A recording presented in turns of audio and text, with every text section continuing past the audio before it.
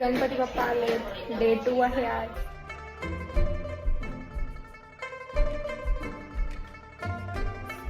तर आज आम्ही खाली क्लब हाऊसमध्ये ॲक्टिव्हिटीज आहेत आजपासून, तर तिकडे जाणार आहेत.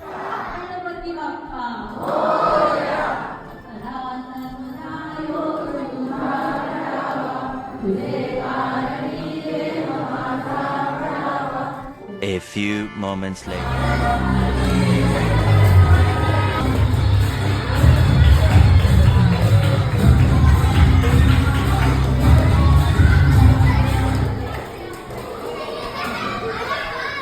आज आम्ही गणपती बाप्पांसाठी आणि गौरी येणार आहेत म्हणून फराळाचं केलं आहे.